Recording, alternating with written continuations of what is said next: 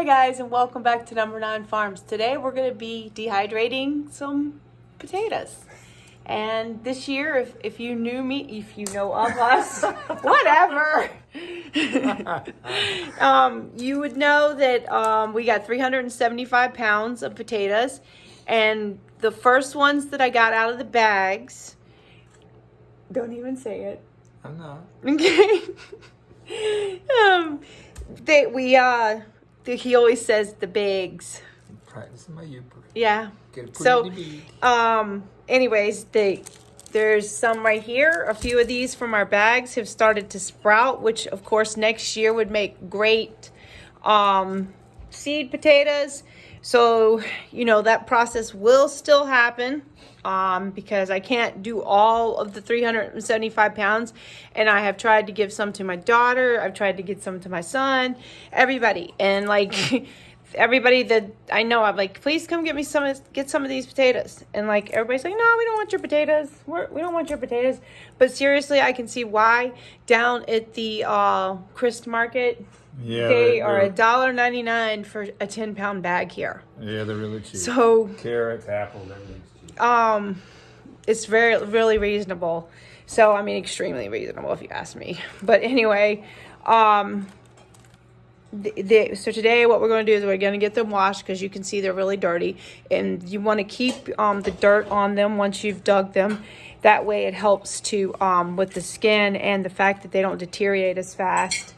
So the first thing we're going to do is wash them, and then we're going to peel them. Then we're going to slice them, and then we're going to blanch them for 5 minutes, and then we're going to get them on the dehydrator for at 125 degrees, and probably it'll be definitely overnight. It depends on your dehydrator and how much you've got in the dehydrator, plus the size of your dehydrator. So let's get started. So Bruce has now been washing them. He is putting them in here. It looks like Bruce isn't cleaning them as well as I can get Bruce so good. Yeah. There's a lot of potatoes to clean. That'd be really nice to the potato cleaning guy. Yeah, because I don't want to get wet. No. I'm going somewhere later on this afternoon. Yeah. Tell them where you're going. Nope, I'm not. So anyways, I've got these soaking in a little bit of water, cold water. This way they won't turn brown. And me and Bruce will fry some of these up for like hash browns and potato skins. So it's just so good. I'm ready to make some potato chips. And use some of our jalapeno ketchup. Yes, I'm ready for some potato chips like that. It's so good. So it's coming along good. 1 pound down, 374 to go. Well, we've ate a bunch too. Yeah, we have. And they're delicious. The russet potatoes were so good. So good. And while I'm at it, I'm putting yet more tomatoes in the freezer. So this winter here we'll have plenty to do with them. Now that we'll have possibly at least about a couple months off if all goes the way it should. A couple of months off from the markets. Yeah, well, yeah, but they know what I meant. Yeah. Okay, and over here, I have some green ones still left to go, and a few more. And my son, he got a free turkey from work. And it came with his name on and everything. So that's nice. Even though we have some of our, what do you call them? The yard turkeys. The turkeys that we raised. Yes. Our meat birds. Yep. So. We did 25, 26? I don't know. It was a lot. It was a lot. It was too many. So, but we'll eat turkey all year. And that is not, we love turkey. Turkey pot pie. Yeah, we'll probably can a bunch of it too as we get to it. Yeah, we've done that too. All right, guys, I'll bring you back when we start. Bruce will start slicing up and using what they'll look like peeling them. And I do have a real nice peeler that I bought at the State Fair this year while we were working there. and it's the Cutco peeler. Can't really, there it is.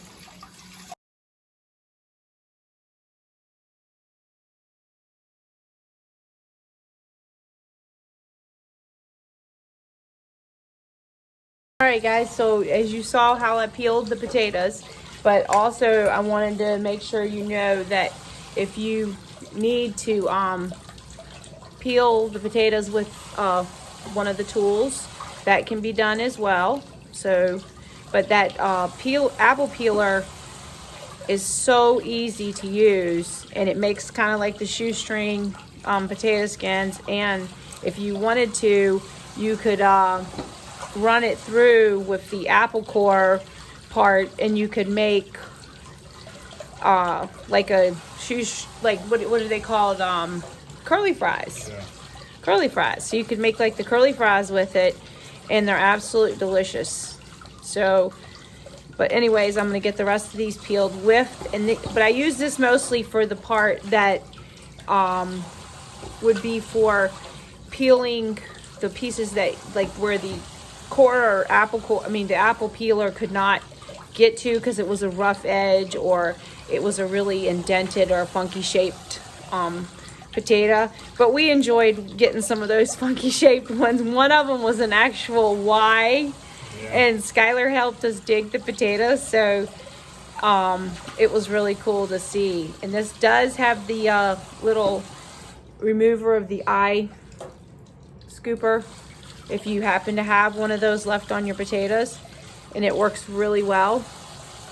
But the guy said, he said just because it went bad on one side, he says you just take it out and flip it around. And he said something about these were like guaranteed for 5 years.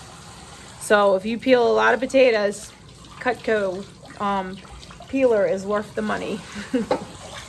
All right, so we're gonna use this for the first time. And I guess you wanna kind of adjust your size. Look at that. That's a little thick, but that was on the dial of about 4.5. But this is also a good size. So it will dehydrate, and it'll take longer, but it will, you know, curl up a little bit as it starts to dehydrate. So it'll take up a little bit less space in the jar, or however you store your dehydrated goods. But I'm excited. It worked out really good. So I'm gonna get the rest of them that were all the little peelings that were left on the ends done. My throat has been so dry lately. I don't know why, but it has. Oops, my little cup here. And then you want to just dump those in your water. And you can put a little salt in the water if you want. Look at that. Is that not the coolest or what? Oh my gosh. Thank you for inventing this. Because all the time that we cut stuff,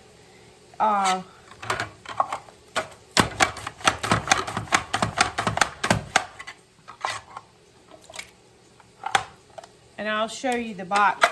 I got it a couple weeks ago off of Amazon. It says once for all, but I'll put the link in the description below so you can see it. But it really doesn't have much on the box at all. And it's just once for all multi-food function.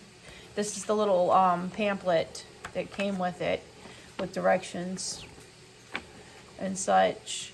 But it's got so many uses. It fries, chips, dices, juliennes, all the way from a 0.5 millimeter all the way up to 8 millimeter.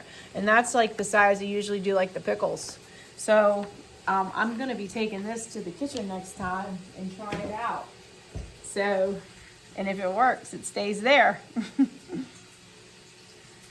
Well, look at this, guys. Look at those yummy things.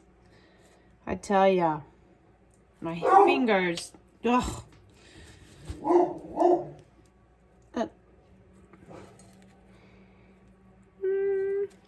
I'm gonna eat some of them now. All right, guys, so here we are. We're put the potatoes in, and you're gonna go ahead and start the 5-minute timer as soon as you put them in the water. All right, so now I'm just going ahead and this was my first ones after the timer went off, because make sure you set the timer so that you don't have some of them breaking, because they do overcook. Now, if you've got really thin ones, you're only going to want to time at 3 minutes. I do have very thick ones, and I've already got another tray already in the dehydrator rolling. So next I'll be back when they're all dehydrated. Okay, guys, so here we go. We have 2 full trays. I ended up with the last little bit here of the potatoes. I ended up with a little bit of sweet potatoes, and I did the corn, this frozen corn. So then, okay, so I finally, let me get down to the bottom here. Then I finally finished all the last of my peppers that were left behind here. And then I've got all the potatoes, and these are some cranberries. So, woohoo. All I got to tell you is it's on 125. And this is like my little not freeze drying, dehydrating corner. So I have all the dehydrators over here. So woohoo. All right, guys, so it's the next morning. Let's see what we have. I'll pull out the potatoes. Look at that. There you go. It's all set for sure. Tough. All right, well, I'm gonna go ahead and jar all this up, and that sun is shining beautiful today. Birds are out. The corn is all done, and peppers are done. And of course, as I go through each piece, as I'm putting it in the jar, I will feel it. Now the sweet potatoes are done too. So, but sometimes I will find 1 or 2 that aren't ready as I go through it. That's not unusual. So what I will do is I'll just put those back on the trays and then run it again, or wait for the next load. All right, I'll see you over at the jars. All right, so I got them all jarred up, and this right here, which I had 1 basket full, and it's just a regular small basket, about a little bit bigger than a regular dinner plate, and about this thick full of potatoes. Yep. And this is what I ended up with, and look at that. I'm pretty proud of that. And when I packed all these in, I did put my hands on every one of them so that I knew for sure that they were completely dried. So, and they all are crunchy. So that's awesome. So we'll vacuum seal these, but I'm going to use some today on some deer stew or venison for all us fancy folks. Where are the fancies at? Yeah, I want to know where the fancies are. Then this was the sweet potatoes. And then, as you remember, the cranberries were on there. So this was 1 jar of cranberries, and then I topped this off right here with what was up there. And then this was the peppers that were just stragglers left from the garden. And let's see, then this was, I did the corn. I showed you the corn. I had bought a 20-pound frozen organic corn from Azure, and it actually, my son picked it up and brought it home that night. And because my coordinator, she brought the stuff an hour closer for me, and because Bruce and I just could not leave because of the shows that we're doing right now. And then these were the peppers. So, and just they're all good. I've got the jar stuffed, but then I got another exciting thing. Look at these new stickers that I got. I am so proud about these. So that's a fun thing. And also I've got 2 good things coming up. One, Amirala. They are going to be getting you guys some gifts. So that's really, really exciting. So I'll have more details on that coming up. And then the other thing is I did a podcast for The Real Genius. Anyways, they've asked me to come back and do another one for greenhouses. So that's coming up soon too. And I'll let you guys know more about that because I don't exactly have the exact dates on when they will air and everything yet. But I will let y'all know. And if you, please like and share if you can. I don't usually ask that or say that. But, you know, sometimes you need a little help. Not Wonder Woman doesn't need any help. All right, guys. Well, I guess I will wish me luck for this show this weekend. It's a pretty big show. Bruce, you got anything to say? No, it's a pretty big show. So we're going today to set up In Escanaba. In Escanaba for TV6. It's a TV6 show. But also down in that same night when he brought the corn, I haven't vacuum sealed them yet. But I filled up the freeze dryer because I had just finished up a load of cranberries, and the freeze dryer I filled all 5 of the large trays. So that's already being in to let me know to come on and pack them in jars too. And then I'm gonna be rushing out of here. All right, I'll load this up when I get to town. Thanks, guys.